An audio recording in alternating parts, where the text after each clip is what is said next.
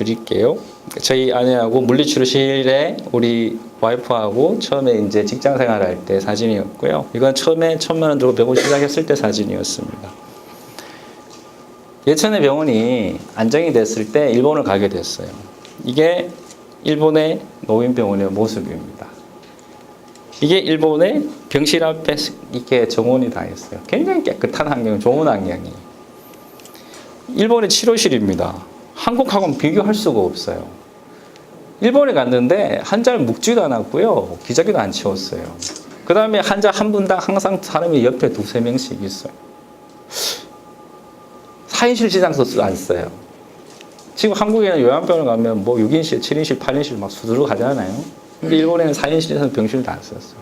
이유가 뭐냐면 일본하고 우리와는 다른 게 제도의 차이, 간병보험이 되고 안 되고 차이가 있어요. 일본은 개업보험이라서 간병보험이 되고요. 수가도 저희보다 3배 차이가 납니다.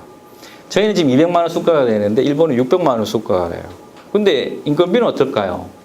의사, 간호사 인건비는 저희와 똑같습니다. 그럼 나머지 400만 원이나 수가는 어디 갔을까요? 간병보험, 4인 시설 쓰지 않는 환경, 전 침대, 자동 침대, 엘리베이션까지 다 됩니다. 업다운대까지. 지금 업다운되는 이런 자동 침대는 대학병원 가면 특실 가야 있을 거예요. 그게 일본에는 일반 병실에도 다 들어가 있어요. 이게 환경의 차이입니다. 그래서 이때 생각하기에 이거는 한국에서 좀 불가능하다. 그래서 그냥 돌아왔어요. 2008년도에. 우리도 일본같이 이 정도의 돈을 주고 인력을 주면 일본보다 더 잘할 수 있지 왜 못할까? 그렇게 돌아왔거든요. 근데 20년 전에 일본이 지금 현재 우리나라랑 똑같습니다. 까치머리에 환자 움직이지 않고 하루 종일 침대에 갇혀있고 지금 묶여져 있죠. 이게 20년 전에 2000년도에 일본의 모습이에요. 지금 현재 우리나라의 모습과 똑같죠. 그런데 일본은 개업보험을 통해서 지금 전 세계적으로 노인의료의 천국을 만들었어요. 그리고 2011년도에 이 한국의 희연병원이라고 창원에 있습니다. 이곳에서 환자를 묶지 않습니다. 신체 구속 폐지 선언을 하게 돼요. 이분은 지금 노인병 협회장 하시는 분입니다. 지금 내가 노인병 협회 기획위원장을 하고 있는데 이분이 환자를 안 묶는다 그래요. 이게 과연 한국에서 가능한 일이냐. 그래서 제가 가봤어요. 가보니까 진짜 환자를 안 묶었어요. 저희보다 감염 숫자가 적은데도 냄새가 없었어요. 참 놀랐습니다. 저희 병원보다 시설이 훨씬 못했어요. 이분은 회장님이니까 특별한 분이니까 잘 할 수 있겠구나라고 생각을 했어요. 그런데 2011년도에 그렇게 하고 2013년도에 이분이 지금 노인병원 부회장 하시는데 손덕현 원장님이라고 울산 계신 분이에요. 이분은 저하고 거의 노인병원을 이분이 저보다 6개월 빨리 했습니다. 근데 이 조농케어란 것을 이렇게 말로 글로 풀어하고 이 책을 저한테 보내왔어요. 이 책을 밤새도록 다 읽었습니다. 2번 읽었습니다. 야, 이분은 불과 내하고 병원 한 지 얼마 안 되는데 거의 같은 세대였는데 벌써 이걸 조농케어를 하고 책을 써내네. 근데 이 내용이라는 게 조동케어가 좀 막막했다면 사무이탈이란 말로 처음 풀어낸 분이에요. 그래 보니까 이제는 우리도 이걸 해야 될 시기가 왔구나. 그래서 이 책 400권을 사서 다음날 직원들한테 다 나눠줬습니다. 그리고 독후감 쓰라고 그랬습니다. 독후감 왜 쓰게 할까요? 괴롭히려고요? 괴롭히는 게 아니라 일일이 직원들을 붙잡고 이야기할 수가 없어요. 그렇지만 우리 병원사를 추구해야 될 이념과 가치에 대해서 직원들에게 공유하고 그것들에 대해서 같이 호흡하기 위해서 책을 읽게 하고 독후감을 쓰게 했던 거였습니다. 전화를 하고 돌아오는 길에 소감을 물어봤을 때 그런 병원이라면 저희 부모를 모시고 싶다라는 생각을 했었습니다. 그런데 직원으로 일하기에는 좀 힘들지 않을까 생각을 해서 지금은 저희가 충분히 노력하면 그런 병원을 만들 수 있다는 자부심과 긍지를 갖게 됐습니다. 이분이 누구냐면요. 저희 병원 수간호사예요.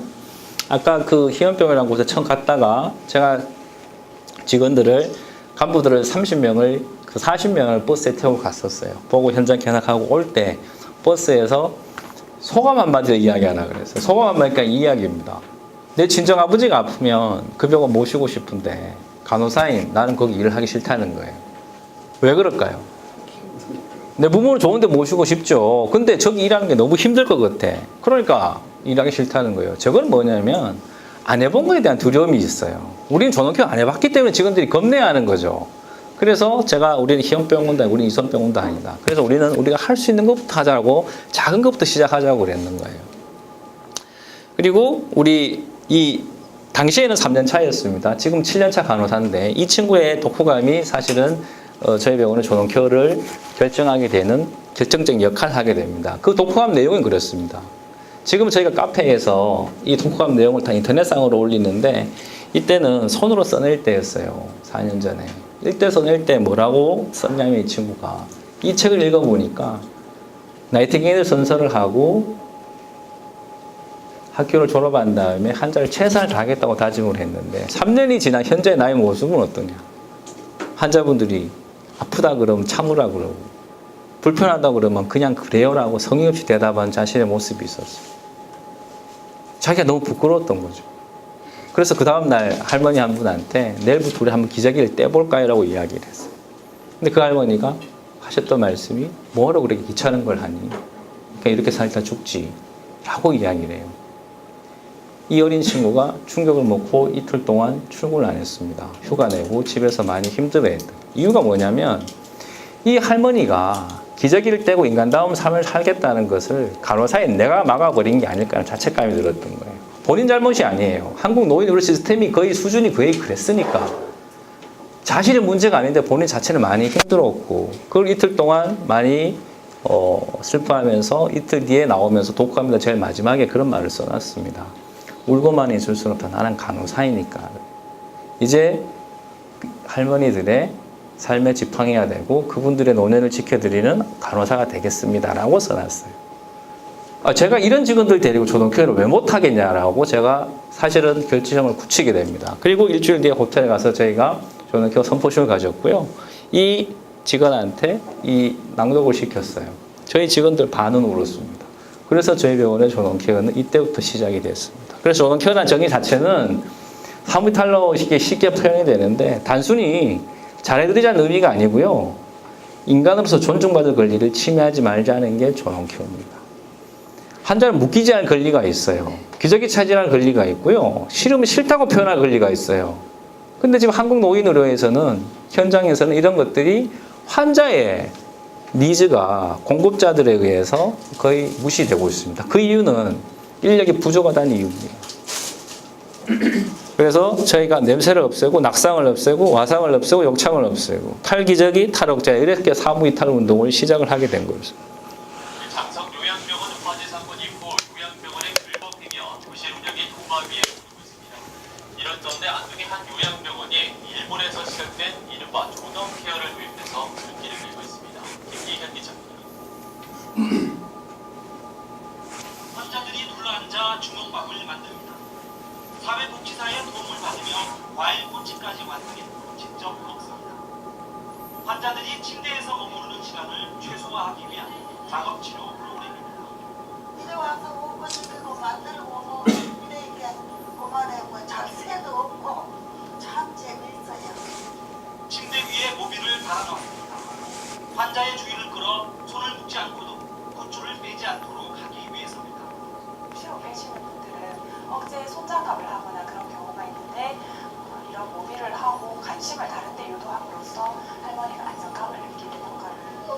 이 병원은 일본에서 시작된 존엄케어를 도입해 냄새, 욕창, 낙상, 억제대를 없애고 기저귀와 침대를 벗어나는 이른바 사무이탈 운동을 추진하고 있습니다. 이를 위해 환자들의 운동과 인지 능력을 높이는 다양한 프로그램을 진행하고 있습니다.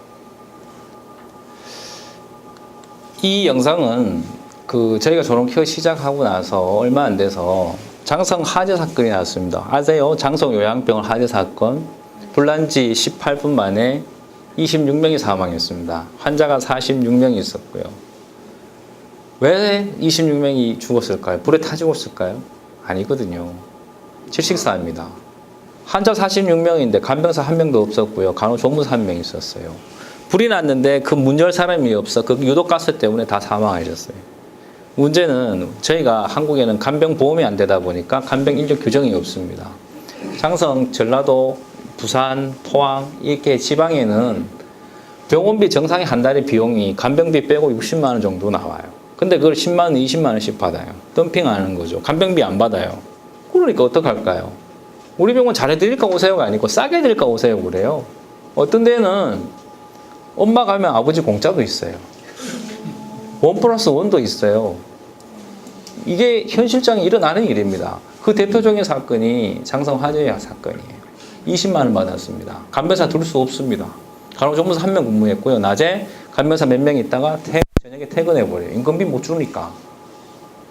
그러니까 야간에 불이 났을 때 저만큼 죽은 거예요. 그런데 모든 언론에서는 요양병원 다 나쁘고 다 범법자들 같이 다 취급했습니다. 근데 제가 복지부에 이 협회 일을 하기 때문에 문제의 원인은 간병 급여가 안 돼서 간병 보험이 안 돼서 난 일인데 왜 이걸 요양병원으로 다 탄압하고 그러느냐. KBS 기자들도 그랬어요. 언론의 기능은 비판만 하는 게 아니라 대안 제시를 할 줄 알아야지. 비판한 다음에 어떻게 해야 될 것이라는 이야기 하나도 없고 전부 다 나쁜 놈들 이야기만 하고 있어요. 그래서 어떻게 가야 될 것이라는 지표를 제시하라고 해서 제가 기자들한테 이야기했고 이게 저희 병원의 첫 조론 케어라는 게 언론에 처음 나오면서 전국에 이 시사계획창이라는 이 1시간 프로로서 일본 촬영, 그다음 저희 병원 촬영했던 것들이 이렇게 나오게 된 사례였습니다. 냄새를 없애기 했던 방법입니다. 일주일에 저희가 간병사님들이 한 번 목욕을 시켜요. 한 번 목욕 시킨다고 해서 냄새가 안 나지 않습니다. 어르신들 설사하시거나 요식을 입거나 이런 분들은 계속 대소변이 잘 못 가리기 때문에 2번, 3번 씻겨야 됩니다. 그럴 때 간병사님들이 2번, 3번 씻기냐면 그렇지 않습니다. 힘들어서 못해요. 이럴 때 어떤 방법을 썼냐면 저희가 일촌들을 만들었어요.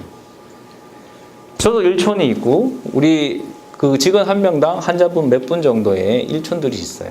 그러면 목욕을 2번, 3번 시킬 때는 일촌들하고 같이 시켜요. 그럼 일촌들이 노는 사람들 아니잖아요. 저거 저걸 외부에 나와 있으면 목욕 못 시키잖아요.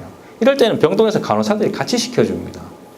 협업 시스템이 만드는 거예요. 예전에 네 혼자 한다 그러면 간병사들이 네가 하라 그랬어요.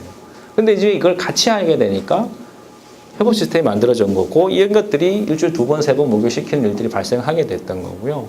치유행사는 왜 있냐면 치유행사는 구강관리만 하시는 분이 아니에요. 입냄새만 없애는 분이 아니라고요. 중풍 환자분들은 특히 연화 기능이라고 해서 삼키는 기능이 떨어져요. 삼키질 못하니까 코출 끼우는 거고요. 배출 끼우는 거예요. 그럼 이분들이 삼키게 해줘야 돼요. 치유행사 역할은 입냄새 관리하는 게 아니라 이 연화 기능, 삼키는 기능을 도와주게 하는 겁니다. 근데 일본에는 이분들이 노인병원 가면 반드시 있습니다. 근데 한국에는 없어요. 왜? 일본에는 수가가 돼 있고 일본에는 수가가 안 돼 있습니다. 이런 사람들 고용하면 다 수입이 있어 까지는 거예요. 수입이 마이너스 되는 거죠. 이러다 보니까 이 전국에서 이 치유행사를 고용하는 요양병원이 1,500개 중에 5개가 안 됩니다. 이게 그 현장의 문제고요. 그리고 아무리 추운 날씨에도 2시간마다 한 번씩 빼먹지 않는 것, 바로 한 끼를 위한 시간입니다. 항상 청결을 유지하는 것이 존엄 케어의 일부이기 때문인데요. 욕창을 막기 위해 환자의 2시간마다 체외 변경을 해야 돼요 원래. 근데 이거만 하라고 그러면 간병사들이 시계만 보고 있지 않거든요. 안 하는 거예요. 그리고 시간을 또 띄워버려요. 그래서 방송을 아나운서 시켜갖고 방송을 시켜갖고 녹음을 했습니다. 저는 처음 시작할 때 했던 게 이거예요. 이건 쉽잖아요. 아나운서 시켜갖고 녹음해서 틀면 되니까. 그럼 그 시간에 맞춰서 체외 변경하고 창문 열어서 환기시키는 거죠. 이게 제일 쉬워요. 그래서 욕창 방지도 되죠. 체외 변경이 되니까. 이렇게 할 수 있는 것부터 작게 시작하자 했던 게 이거였고요.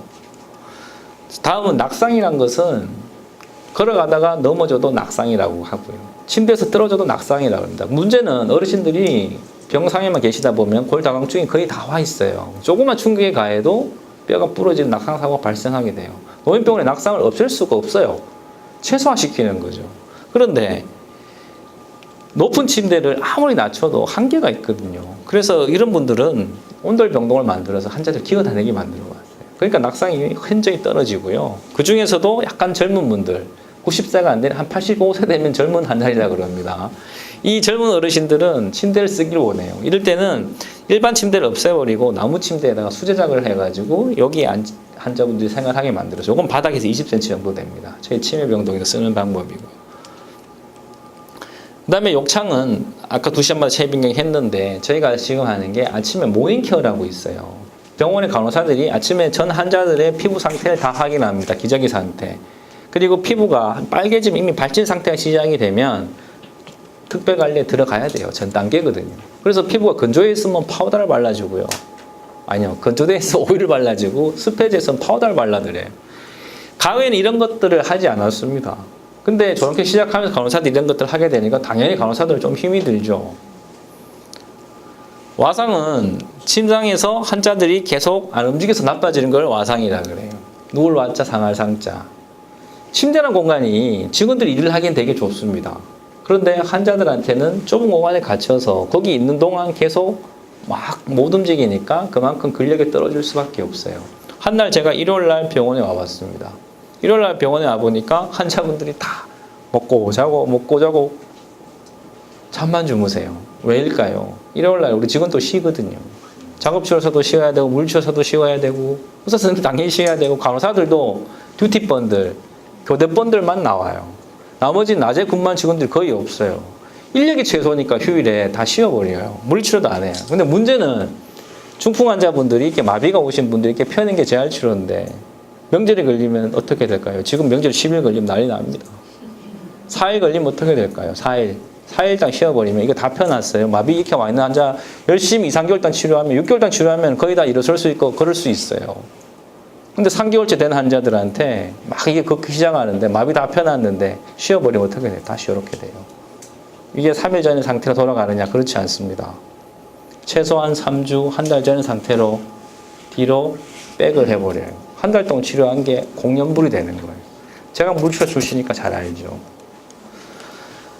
그래서 직원들한테 병원은 환자를 위한 곳인데 우리 치료도 쉬어야 되지만 이 환자들을 우리가 어떻게 좀 해보자. 그렇게 해서 40명의 치료사 중에 3명, 4명 정도만 일요일날 당직 체제로 돌아가면서 나와서 회복기에 있는 환자들, 전부 수술 이후에 6개월 이내에 있는 환자들 중에 회복기에 있는 환자들은 최소한 이런 기구 위주의 운동을 시키면서 개선은 안 되더라도 유지하는 걸 만들어주자 해서 이렇게 일요일날 물리치료를 했습니다.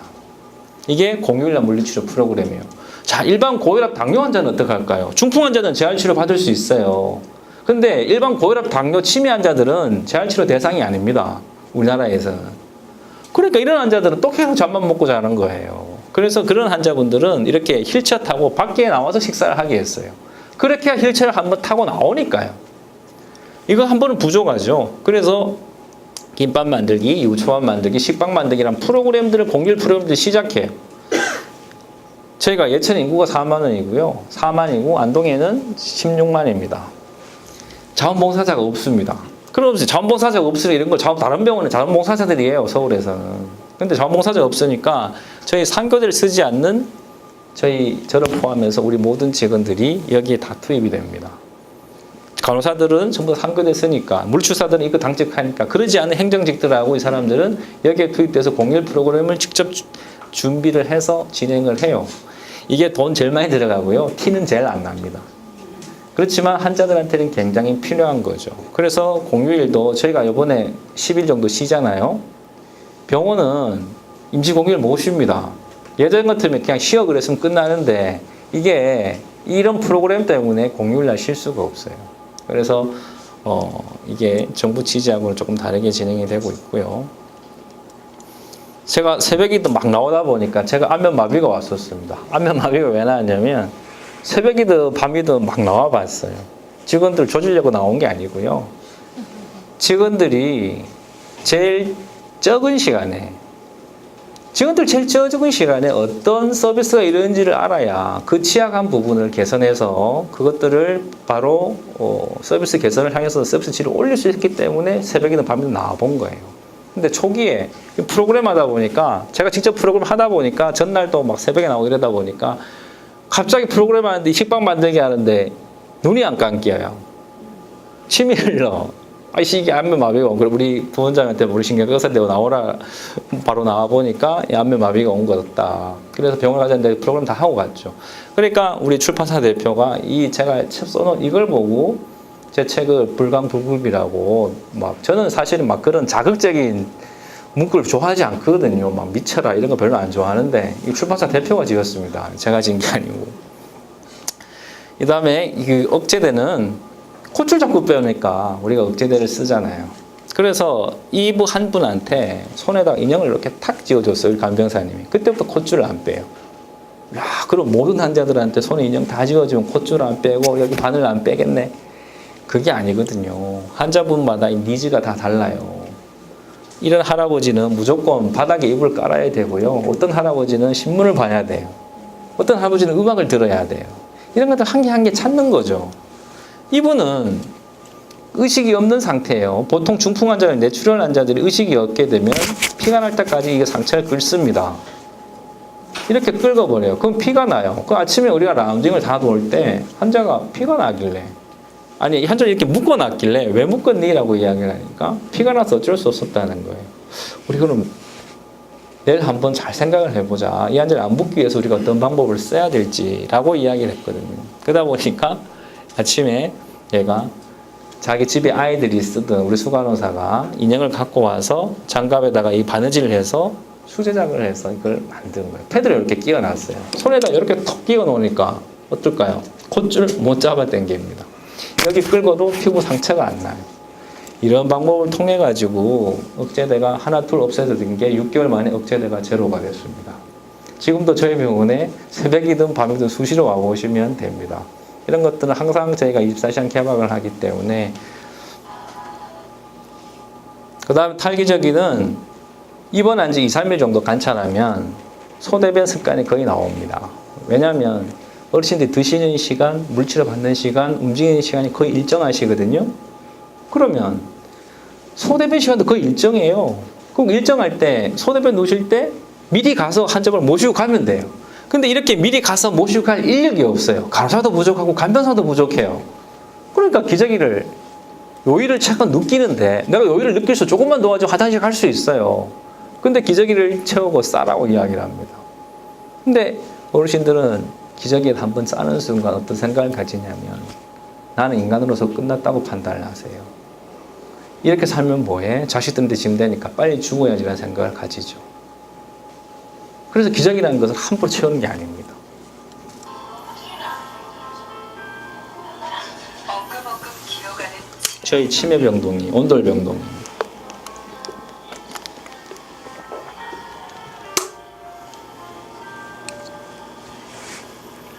안전 손잡이를 붙잡고 일어서는 모습이 위태위태해 보입니다. 혼자서 화장실에 가는 길입니다. 앉은 채 엉덩이로 살금살금 움직이는 할머니. 이 할머니는요, 저희 3층 병동 침대병동에서 3개월 동안 탈기저귀를 프로그램을 시작해 봤습니다. 뭘 해도 안 됩니다. 다 실패했습니다. 그래서 저희가 포기하고 온돌병동, 치매병동에 모셔다 놨어요. 근데 양쪽 동선이 길이가 얼마나 되면 한 30m 되거든요. 그걸 저렇게 팔다리를 밀고 다니세요.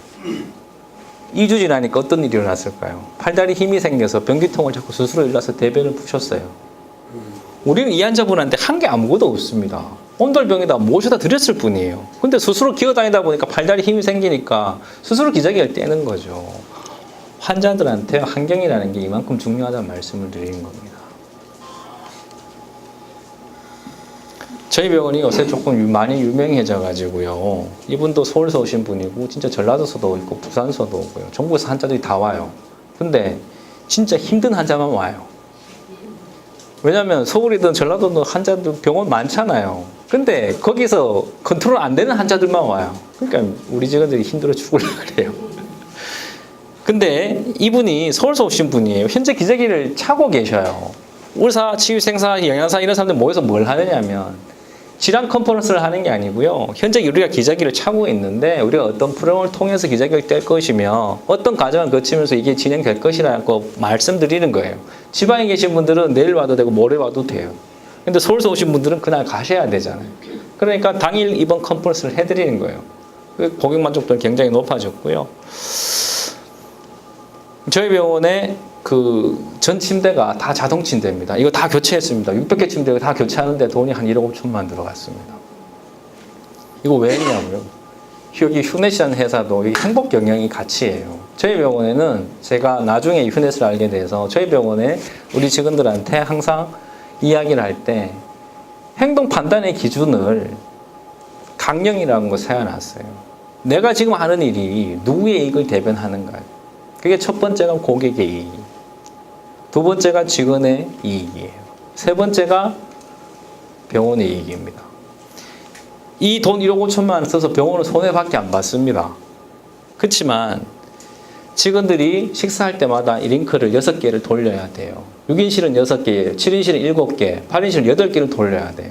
그러면 이거를 자동침대 다 교체하니까 누르면 쭉 다 올라오니까 직원들이 그만큼 간병사님들이 시간이 많아지니까 고객 서비스에 더 집중할 수 있는 시간이 돼요. 그러니까 고객 서비스 질이 더 올라가죠. 고객 서비스 질이 더 올라가니까 안 믿기시겠지만 예전에 저희가 안동에 저희 병원에 대기 환자 걸립니다. 딴 병원에는 싸게 산자가 먹고 있는데 저희 병원은 들어오시려면 줄 서서 들어오셔야 돼요. 그러니까 이런 일이 벌어지는 거죠. 결국 이런 병원에서 돈을 썼지만 고객 만족도로 인해서 대기 환자 걸리고 이게 두 번째는 직원들은 만족도가 높아지고 업무 로딩이 줄어드니까 직원들 퇴사율이 떨어져요. 조직이 안정화된 거죠. 이게 결국은 수익으로 선순환되어 옵니다. 이게 조농케어 시작했을 때 저희가 많은 손해를 봤던 게 결국 3년 정도 지나니까 이게 지금 많이 돌아오고 있습니다. 근데 3년간 버틸 자금이 없으면 망하는 거죠. 사례를 하나 보여드릴게요. 저희 간호사가 아마 차였고요. 발로 차인 거예요.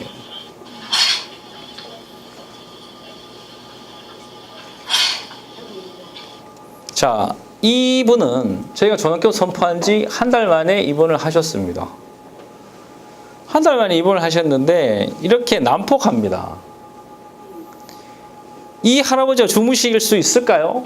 못 주무시거든요. 이럴 때 저희가 어떻게 했냐면 다리까지 묶었고요. 신경안정제를 썼습니다. 주사를 썼고 약물을 썼어요. 그렇게 해서 푹 재워버립니다. 그런데 문제는 이런 환자를 약물 한 번 쓰면 한 3일 정도는 가요. 그럼 3일 뒤에 다시 깨어나면 또다시 난폭해져요. 안 되면 또 일주일 동안 약물을 써요. 안 되면 2주만 씁니다. 2주가 지나면 이 환자분들은 침상에서 못 내려오고 대소변을 계속 받아내야 됩니다. 와상이 되는 거죠. 그러다 보면 지금 이제 환절기가 되고 겨울이 되면 독감이 돌면 이분들은 폐렴 폐혈증에서 돌아가실 수 있어요. 이게 저희도 조농케어 하기 전에 저희도 이렇게 환자를 봤었습니다. 지금도 그렇게 보는 병원이 많고요. 근데 이 환자를 조농케어 선포를 했으니까 다리까지 어떻게 묶겠냐. 다리 묶지 말고 어떻게 해보자라고 저희 부원장님이 이야기를 했어요.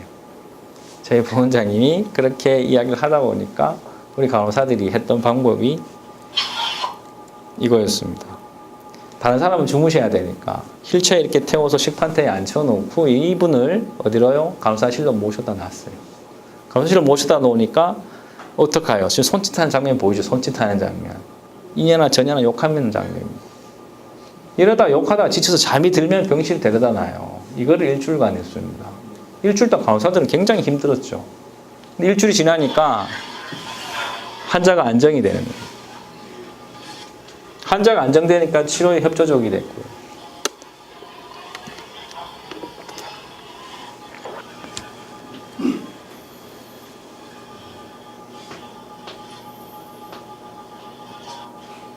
아직은 부축이 좀 필요합니다. 오코자코가 없고요. 이제 스스로 걸으세요. 이제 부축이 필요 없죠. 이분은 2달 만에 퇴원을 하셨어요.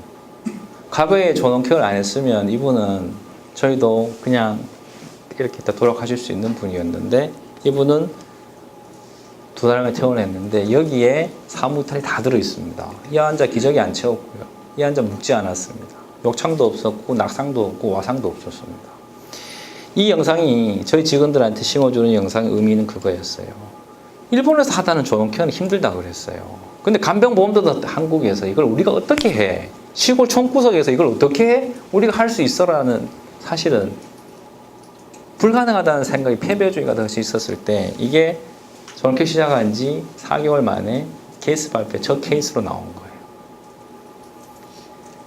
제가 이 간병사님들한테 이거 보여주면서 병원서 똥 오줌 받아내고 제일 더러운 일하고 목욕시키고 하찮을 하는 게 간병사 일이라고 생각하시지만 여러분들은 아직 제도권 안에 안 들어와서 4대 보험도 안 들고 급여도 좁고 제일 더러운 일하고 하찮을 생각하지만 당신들이 하는 일은 이 환자들에게 새로운 삶을 하게 해주는 그런 환경과 서비스를 제공하는 게 간병사의 일이라고 했거든요. 저희 간병사님 이때까지는 시골의 아줌마였습니다. 저희 병원 생기기 전까지는. 농사 짓던 분들이었고요. 애 보는 분들이었어요. 직업적인 자존감 하나도 없어요.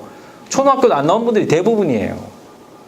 근데 그런 분들이 처음으로 자신의 일에 대해서 자부심을 가지기 시작하는 거예요. 이 할머니는 두 번째 영상인데요. 보호자로 오셨습니다. 할아버지가 먼저 입원해 계셨어요. 보호자로 오셨는데 할아버지가 계속 이렇게 할머니가 왔다 갔다 하다 보니까 할머니가 너무 과로하셔가지고 뇌출혈로 쓰러지셔 버렸어요. 그래서 안동의 인근의 종합병원으로 실려가셨습니다. 근데 거기에서는 뇌사 판정을 받고 식물인간 판정을 받고 임종하시라고 저희 병원에 다시 오셨어요. 할아버지가 할머니 온다는 소식을 듣고 병원 밖에서 힐체 타고 기다리시다가 할머니가 카에 실려오는데 불러도 대답이 없어요. 머리를 다 깎아놨고 그냥 우리 할머니는 끝났네 그러면서 우시면서 들어가셨어요. 그래서 중환자실에 자기 계셨습니다. 제 문제 부원장님이 또 해진 놀다 보니까 3일 정도 이렇게 지나다 보니까 자신을 따라온 눈동자를 발견해요. 이 할머니가 눈동자가 자신을 따라온 걸 발견해요. 눈동자가 움직인다는 건요, 완전 식물인간이 아니고 반식물인간이에요. 이때부터 재활치료를 하자고 했습니다. 원래 이런 환자는 재활치료를 하면 대상이 안 됩니다. 근데 재활치료를 저희가 스케줄이 있어서 하게 된 거죠. 2주 만에 의식이 깨셨어요, 할머니가.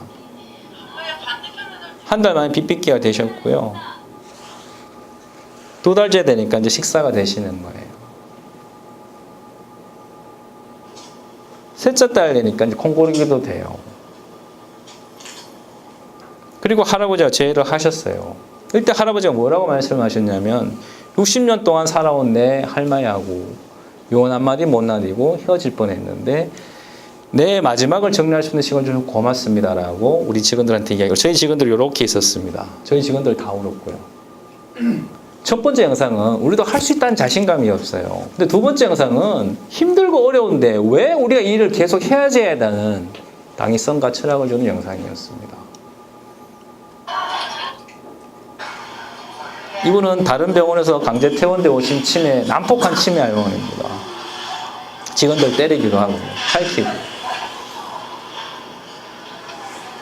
의사 선생님도 때리고 복도에 누워버려요.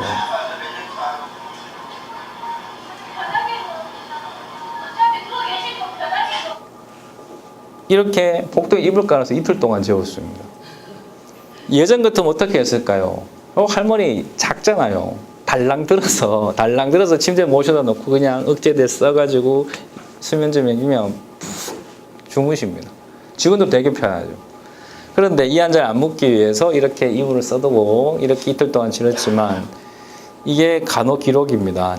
배회하고 소리 지르고 직원들 굉장히 힘들죠. 직원들 고생 진짜 많아요. 근데 이 환자를 안 묶었던 방법이 이겁니다. 자, 이게 정상인 어르신들 내에요. 우리 정상인네. 이거는 어르신들 내에요. 줄어들었어요. 애들은 어떨까요? 애들은 작았다가 커지죠. 근데 애들이 막 뛰어다니고 소리 질러요. 애들 묶어 놓나요? 수면제 먹이나요? 난리 날걸요, 그러면. 근데 우리는 우리 어르신들한테, 환자분들한테 이런 억제대나 약물 쓰는 것을 별로 죄책감 없이 막 쓰고 있다는 거죠. 인식의 전환이 필요하다는 겁니다. 이 환자분은 3일 만에 안정이 되셨고 일주일 만에 퇴원하셨습니다. 일주일 만에 퇴원해서 좋아지셔 퇴원했느냐? 그렇지 않습니다.